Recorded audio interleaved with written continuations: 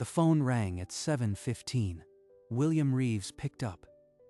The voice on the other end belonged to a man he'd trusted for 30 years. William, it's Raymond. Someone's been draining your accounts. I need you to come to the bank right now. William's fingers tightened. He hadn't authorized any major transfers, and Raymond never called without cause. The authorization used your personal seal, but I've seen your signature for 30 years. This isn't it, William. 20 minutes later, William walked through the doors of First Mercantile, his heart beating a cold, slow rhythm. 4 transfers, nearly $90,000. Each slip bore William's signature, but he hadn't signed any of them. I didn't sign one of these. I ran a handwriting comparison. The writing matches Jennifer's. The looping letters of his only child's hand. The girl he'd taught to write her name. Now she was stealing from him. He folded the copies and walked out. The bank clock read 7:52. In 8 minutes, his life had split. Back in his study, William spread the forged slips next to Jennifer's notepad. The match was immediate and devastating. Every loop, every slant. She hadn't even tried to hide it. Did she think I'd never look? Raymond, when did the first transaction hit? I need the exact timeline. 6 weeks ago, right after you gave her the account access. 3 small transfers at first, then the large one for the venue. Can you freeze the rest? I won't let another dime disappear. Raymond's voice dropped, as if bracing an old friend for a fall. I've put a soft hold on the accounts, but William, the venue deposit cleared this morning. That money is gone. Across the city, Jennifer stood before a 3-panel mirror, a waterfall of ivory silk pooling at her feet. Do you think the cathedral-length veil is too much? Mom always said a wedding should feel like a fairy tale. A fairy tale paid for with stolen money, and she doesn't know I am watching. The following day, William drove to the Grand Dahlia, the venue named on the deposit slip. He needed to see it with his own eyes. Inside, the ballroom was a cathedral of fresh orchids and crystal. Each centerpiece cost more than his first mortgage. She drained my accounts for this, and I am expected to smile and pay for the privilege. Mr. Reeves, I didn't expect to see you here. Jennifer's at the caterer's. I am just checking the room layout. Have you seen the florist's mock-up? Peonies all the way. Jennifer wants this day to be perfect. Sounds expensive.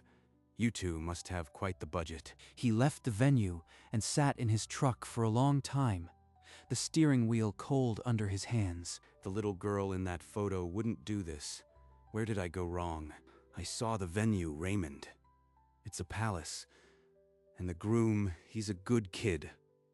What do I do? You do what you've always done. Think it through first. The money's frozen. You have time. Do it, Raymond. Freeze every remaining account under a routine security review. No warning. Within minutes, a digital wall dropped across William's remaining savings. No transfers in, no transfers out. That afternoon, Jennifer swiped the prepaid card at the florist's register. The beep hung in the air, then declined. No, no, no. This was supposed to be unlimited until the wedding. Dad never checks. She stepped outside and dialed the bank's after-hours number. The call connected to Raymond's personal extension. Miss Reeves, your account has been flagged for an internal security review. No large transactions can be processed right now. Security review? For what? I need to pay the florist today. There's a deposit due. I understand the urgency, but until the review clears, all large withdrawals are suspended. Tell the florist to bill you later. She called William. She's scared, but she didn't ask for you. She asked how long the review would take. She's trapped now, and she still thinks the lie will hold. I have to decide how long to let her dangle. William waited 2 days, then called David. He needed to understand the urgency behind the moving date. Mom's cancer came back. The doctors say weeks. She wants to see us married. So that's the reason. This fairy tale is racing a clock. He agreed to a family dinner, an engagement toast. Dorothy sat at the head, oxygen tube visible beneath her floral collar. Dad, this is my mom. Mom, this is Jennifer's father, William. She touched his hand. Thank you for raising a kind girl. This wedding, It's all I need to see. She looks so frail. If I pull the plug on this wedding, I pull it from her too. Can I live with that? He stayed, listening to her memories of a small chapel wedding, wildflowers, a promise kept 40 years. Maybe there's a way to honor that without excusing the theft.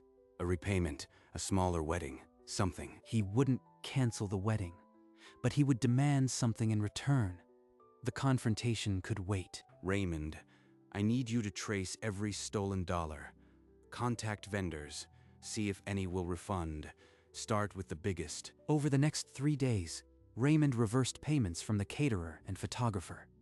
But the dress shop and the venue refused. We recovered $43,000. The caterer cooperated. The photographer returned his deposit. That's more than half. But Grand Dahlia says the deposit is non-refundable. The bridal boutique won't budge either. $38,000 is gone. Almost half the theft vaporized. The rest is frozen, but the damage is real. I still have to face her. Love, the payments are complicated. Dad's accounts are locked for a security review. I can't touch anything. Why don't we ask your dad for help? He's always been generous. Maybe he can cover it until the review clears. If he calls my father, the whole lie collapses. I need another solution before David does something I can't undo. She tried to pay the baker online, declined again. The freeze wasn't a glitch, it was a cage, and she still had no key. The freeze held, but so did her desperation. I need to confront her before she does something worse. Jennifer, I want to go over some final wedding details. Can you come by the house this evening? Of course, Dad. I'll be there around 7.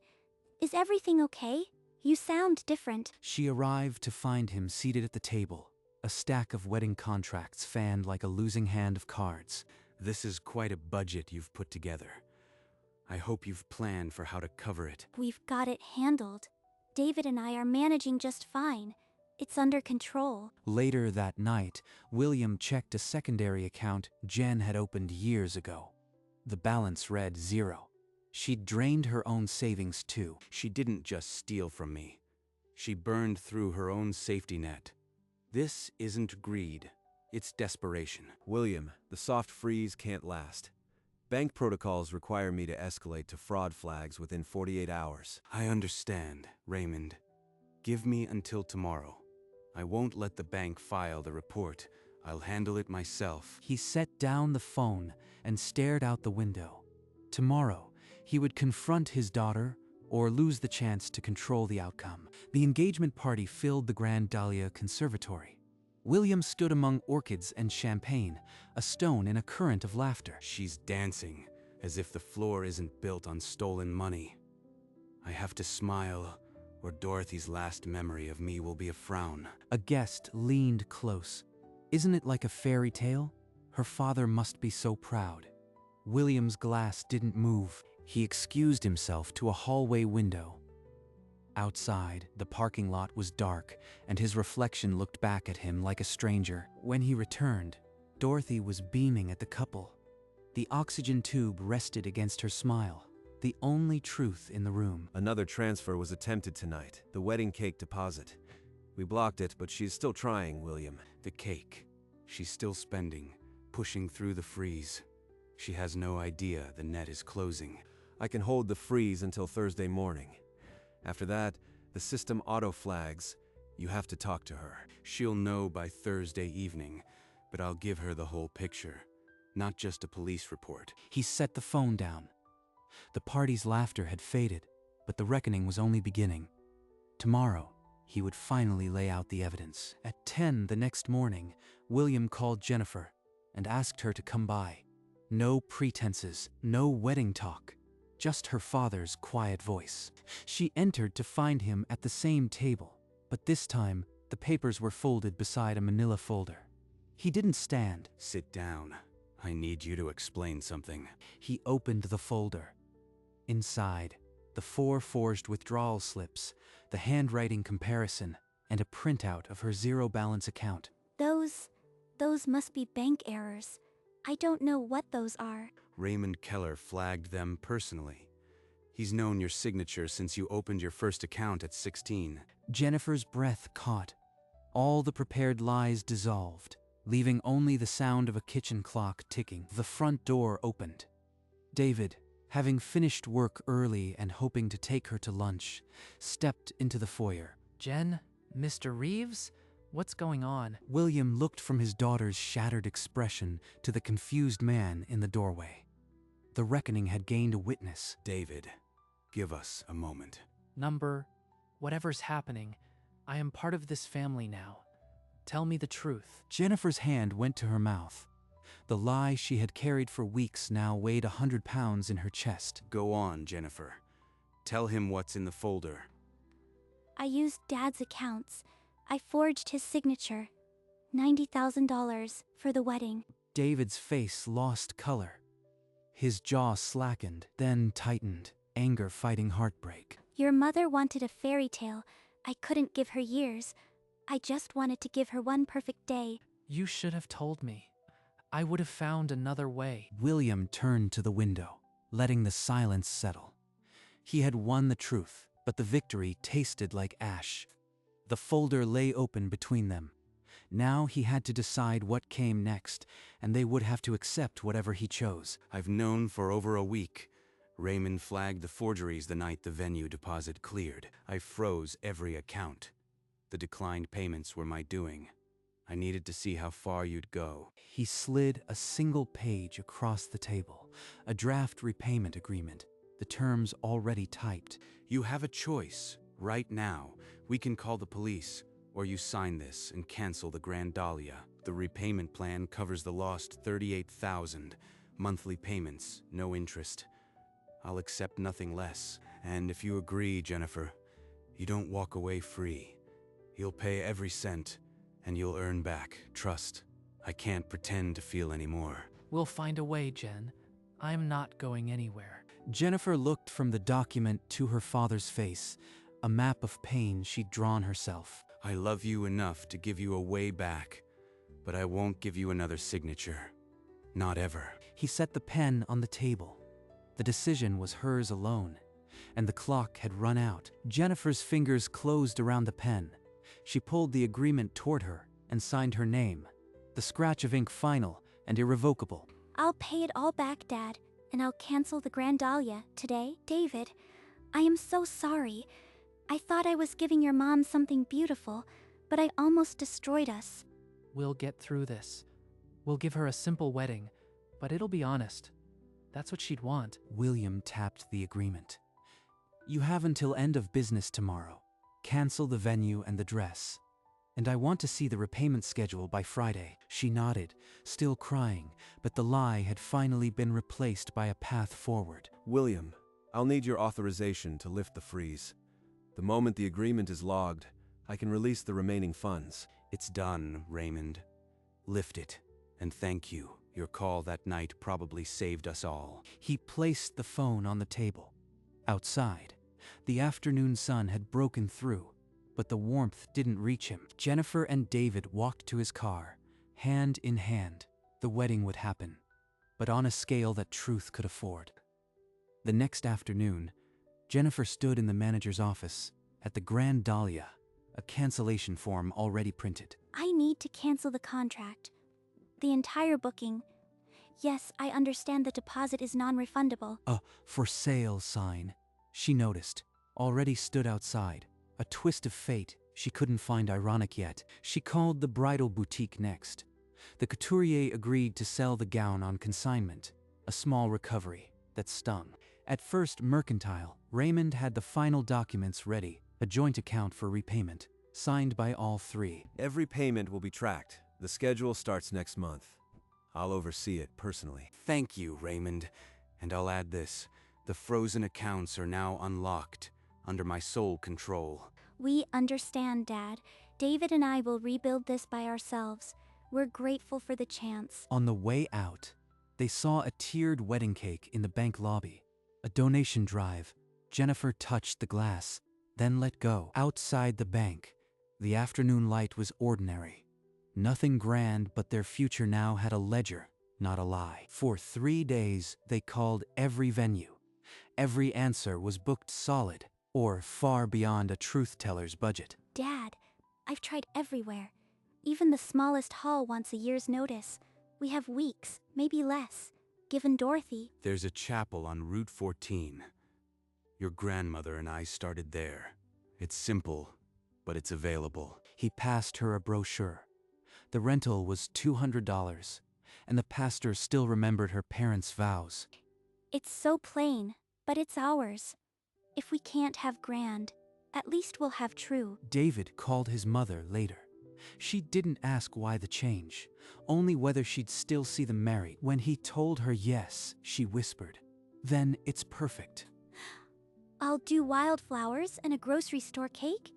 It won't be the dahlia, but it won't be a lie. My mother will be there. That's the only grand thing I need. William stood on the porch, watching them plan. There was a wedding to save, a debt to repay, and a clock that wouldn't slow. That evening, William found Jennifer on the porch. He didn't speak, just nodded toward the path to the old park. She followed. They sat on the same bench where she'd scraped her knee at 6. The silence was heavier than the twilight. I am still angry, Jen. That hasn't gone away. But I didn't call the police because I am your father first. I know. Every time I see the repayment schedule, I remember what I nearly destroyed. He looked out across the pond, the water darkening. When he spoke again, his voice was lower. I won't pretend the trust is there. It's not. But I want to walk you down that aisle. I need to. I'll earn it back, Dad. Not with words, with every payment, every honest day. He pulled the old photo from his wallet, her at 7, missing a front tooth. He didn't show it to her, just held it. Your mother would have handled this better. She always knew how to love without losing herself. I am still learning.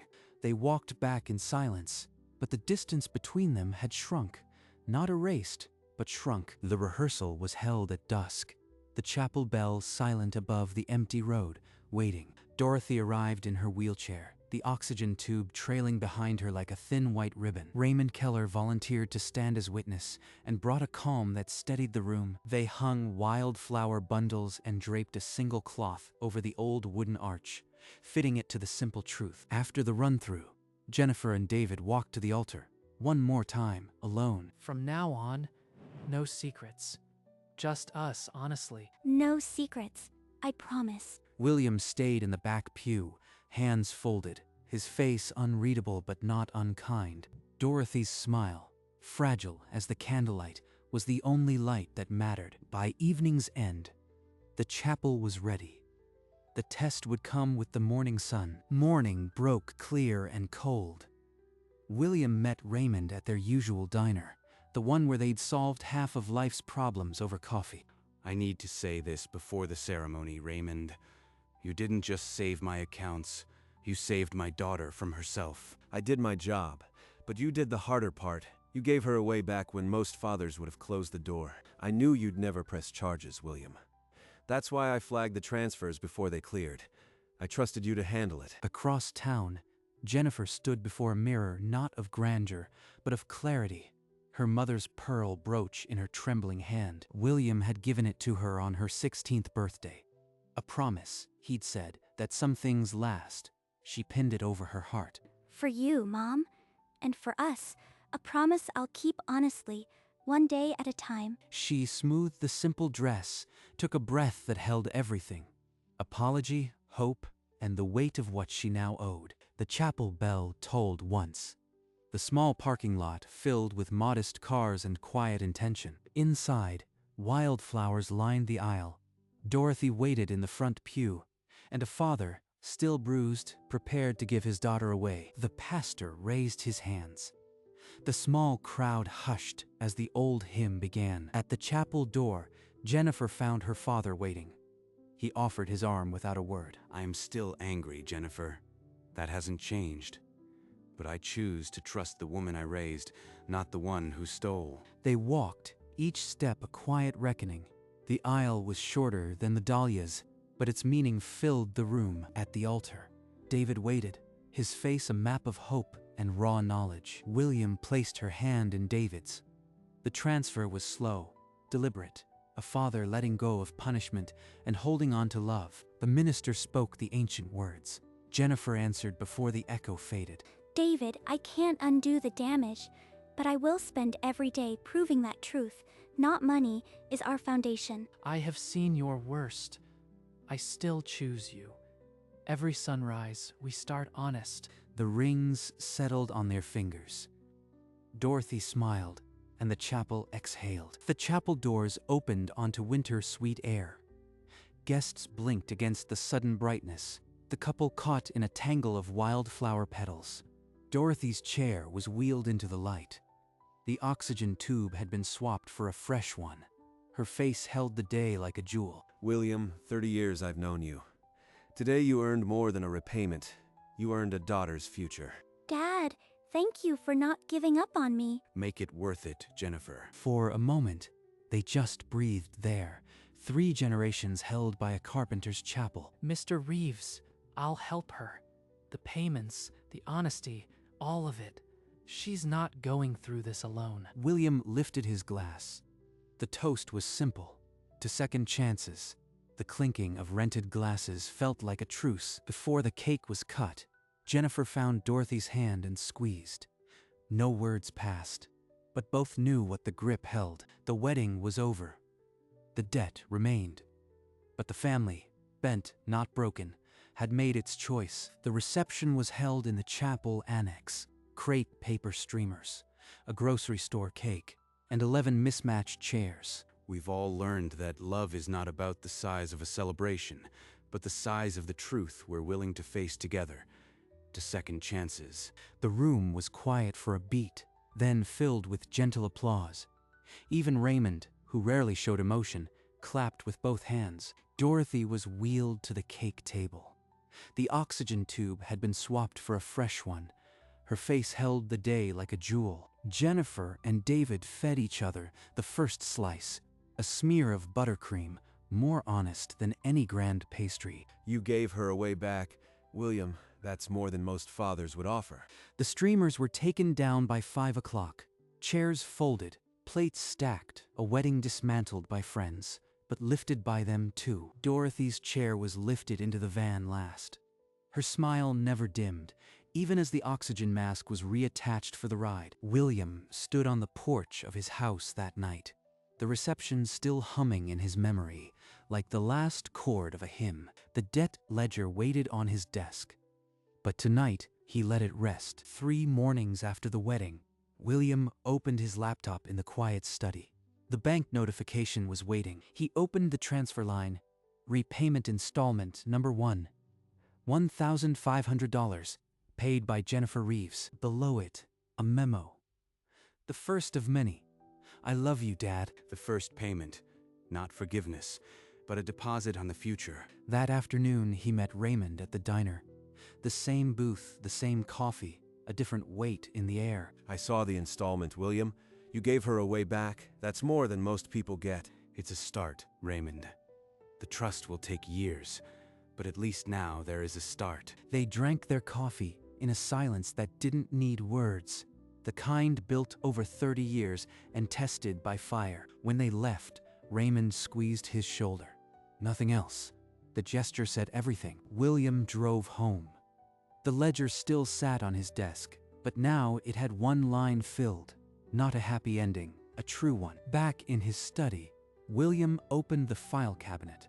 The forged slips had been hidden for weeks, a secret he'd carried alone. He placed the folder inside, among old tax returns and forgotten letters, then turned the key until the lock clicked shut. The little girl in that photo would never have done this, but she's also the woman who just made the first payment. He looked at it one last time, then turned it face down on the desk, a gesture not of anger, but of acceptance. He closed the laptop. The screen dimmed, the last line of the repayment notification disappearing into black. The house settled into silence. No calls, no statements, no confrontations, only the hum of the refrigerator and the tick of the clock. Outside, the small chapel on Route 14 waited in the dark, its bell silent, but the promise inside still holding. The wildflowers that had lined the aisle were pressed now in a book, a reminder that no bloom lasts, but roots remain. I will never co-sign anything for her again. Not because I don't love her, but because love sometimes means letting someone earn what they broke. The porch light stayed on all night, as it had for 30 years. But the man inside understood now that some doors once opened required a different kind of key.